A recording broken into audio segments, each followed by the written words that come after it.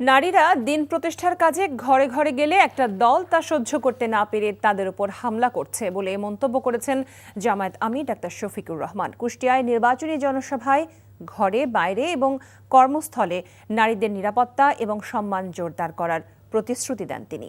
11 দলীয় জোট ক্ষমতায় গেলে দুর্নীতি, সন্ত্রাস এবং চাঁদাবাজির কবর রচনা করবে বলেও জানায় 11 দলের নেতারা। ফরিদ আহমেদ ভূঁইয়ার ক্যামেরায় জুবায়ের প্রধানের রিপোর্ট। শহীদ আবরার ফাহাদ স্টেডিয়ামের চিত্র এটি। কানায় কানায় পূর্ণ মাঠে পুরুষদের উপস্থিতির সাথে গ্যালারিতে ছিল নারীদের অংশগ্রহণ। বাংলাদেশের প্রত্যেকটি যুবক যুবতী যেন একজন আবরার ফাহাদ হয়ে যায়। ডাক্তার শফিকুর রহমান বলেন, সরকারে গেলে দেশকে কল্যাণকর রাষ্ট্র বানাতে চায় তার দল। যারা চাঁদাবাজি করছে তাদের সেখান থেকে সরে আসার আহ্বান জানিয়ে জামাত আমির চাঁদাবাজদের সম্মানজনক কাজ দেওয়ার প্রতিশ্রুতি দেন। এ সময় বেকার তরুণ এবং তরুণীদের হাতকে কর্মক্ষম করে বেকারত্বকে দূর করার অঙ্গীকারও ছিল জামাত আমিরের কণ্ঠে। আজকে মায়েরা ন্যায়ের পক্ষে, সত্যের পক্ষে, মানবতার পক্ষে আল্লাহর দ্বীনের আওয়াজ তুলতে করে করে যান। কিছু লোক এটা সহ্য করে না, তাদেরকে বিরক্ত করে, তাদের সাথে অপমানজনক আচরণ করে, তাদেরকে কষ্ট দেয়, এমনকি দিশাহারা হয়ে দুই এক জায়গায় গায়েও হাত দিয়েছে।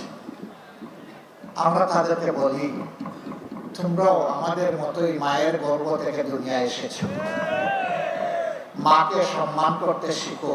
প্রত্যেকটা যুবক যুবতীর হাতে সম্মানের মর্যাদা উপযুক্ত কাজ তুলে দিতে চায়, যাতে গর্বের সাথে তারা বলতে পারে আমি একজন গর্বিত বাংলাদেশ।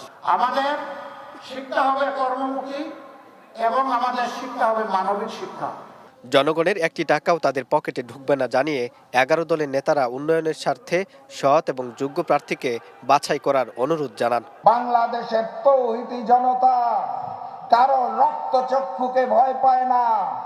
বাংলাদেশের তৌহিদি জনতা, ঐক্যবদ্ধ বাংলাদেশের নেতৃবৃন্দ মাথা নত করলে শুধুমাত্র আল্লাহর সামনে মাথা নত করে।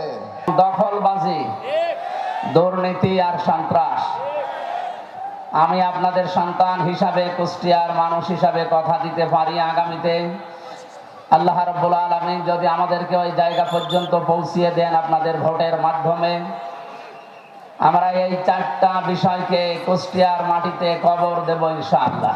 জনসভায় গণভোটে হা ভোটের আহ্বান জানিয়ে 12 তারিখের নির্বাচন পর্যন্ত যুদ্ধ চালিয়ে যাওয়ার কথা জানান নেতারা। জুবায়ের প্রধান, এনটিভি নিউজ, কুষ্টিয়া।